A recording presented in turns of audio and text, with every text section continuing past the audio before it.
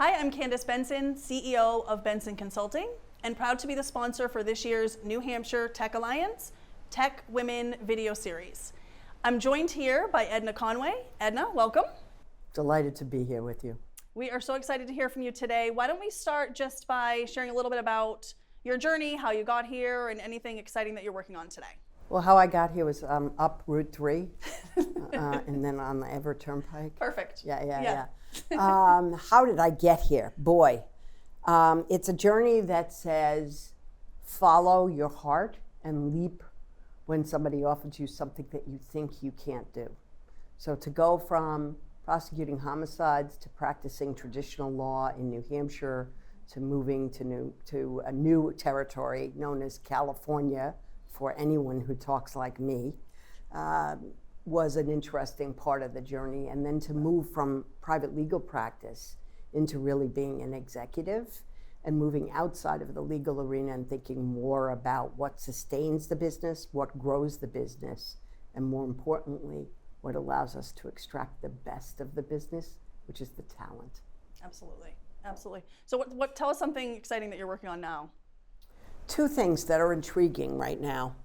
So there's a move afoot in the UN General Assembly to leverage the treaty process, and I'd almost say weaponize it by certain nation states. And if you think about democratic open society nations over here and autocratic nations, they each have their own styles.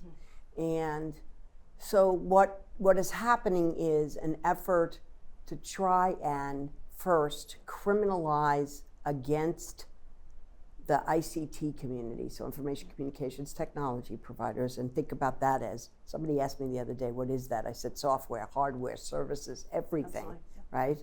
And criminalize certain behaviors, which is intriguing because it's going to give them the power to use it as a weapon.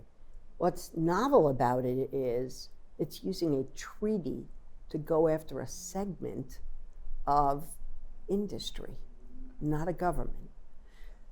And there's a new, actually passed, it's called the Cybercrime Convention. They're probably in December going to get the votes for, I think they need 40 countries to sign on. The new one says, we'd also like to set out these parameters of the way in which we should engage in information and information security. And that engagement with information and securing it requires you to do this, that, and the other. And if you don't do it, guess what? You have to share with me the information. Better yet, give me your technology. Okay. So you could view it as a brilliant maneuver to say, I'm going to leverage an international governmental authority to gain access to intellectual property that I might otherwise have had to compete with fairly, or I might had to have stolen it, right? And it's an interesting challenge. I think nobody wants to fight the fight against governments. I think what we want to do is say, we're in this together. So I'm working on something called, with the Tech Accord, which is across the US, and pulling in other nations and companies to think about a positive agenda for international cybersecurity. And if we post that and say, this is what we all do, the need for anything else dissipates. So don't take on the war and the geography in which it's located. Just come up with something that we can all do together. Second thing is human risk management and security. Super important. Which is really morphing in this day and age from the sort of traditional model of, we've all taken them, this is what a phish attack looks like, this is what you need to be aware of on social engineering, into thinking about how we apply new technology. So I'm actually working with a company that's fabulous that has an AI native platform, but they have years of data from doing this, that will enable us to identify and help the humans ascertain when they're going down a wrong path, or alert you to a human who perhaps may not be worthy of being in your human network. Yes, even more importantly, I think. I think so. Yeah, absolutely. So those are really exciting opportunities, Anna, that you have found yourself in, probably because of all of the background that you have and all the work that you've done. pivoting a little bit to someone new or younger who's coming into the tech space, what might be some words of advice you would give them so that further down in their career they might see these same types of opportunities to kind of influence these types of decisions? Yeah, I think the best advice I always give everyone is find your people. Mm-hmm. I know that sounds a little bit orthogonal to tech. And it doesn't have to be many of them, but people who think differently than you, mm-hmm. people who have different skills than you, who can enhance you, who can help you grow, who are a safe place where you can say, what should I be doing next? And I think that's the first step. The second thing is, to come into tech, you don't need to be an engineer. Absolutely. Technology enables the way in which we live, work, play, learn, and as you and I and we've talked about, right? It even touches how we love now. God help us all. A little scary, yes. Some new information coming out about ways that might happen in the last few days as well. I think it's intriguing to see, yes. So I do think that we need to embrace a whole subset of expertise. So if I ever hear a young person saying, well, you know, I have a degree in history, or I have a degree in political science, or I don't have a degree, I'm like, really? I just saw you in the garage building a radio. Right. Huh, you understand RF frequency? You're in tech. Right. Right? And so think about technology as this new aperture to the world we live in, as opposed to a closed environment, one. Number two, be not afraid. Absolutely. Just don't be afraid.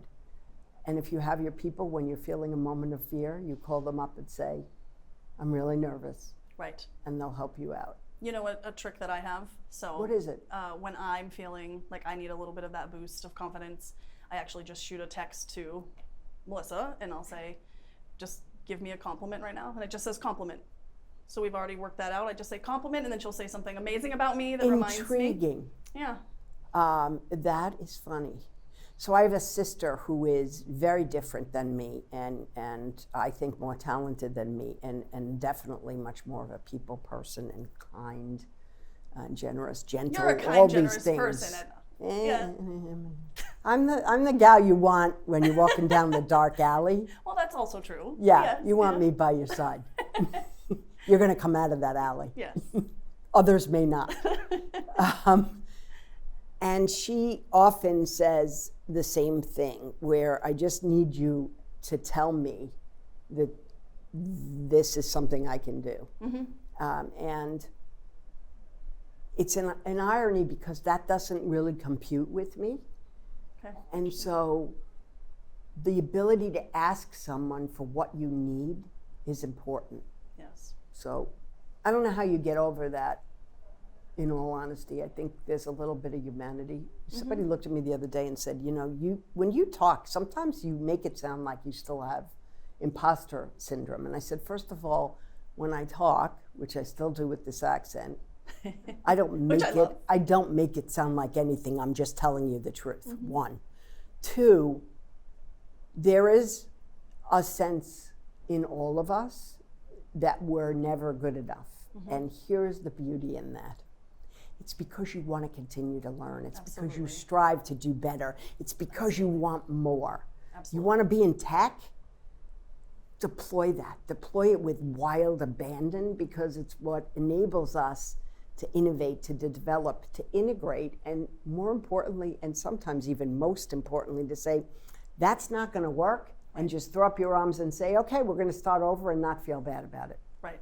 I love that. One last question then, because I know we're at time. What's something you might like to see be different in 5 years in the world of tech? I'm still waiting for a 3D printed, impermeable, and indestructible body into which I can morph my cognitive capabilities. I don't know that it's going to come in 5 years. Okay. But I think people need to think about kinetic and digital coming together in a human element. Okay. I hope I live long enough to see it. Me too. I definitely, we would all be better for that. So absolutely. Thank you so much, Edna. Thank you for having me.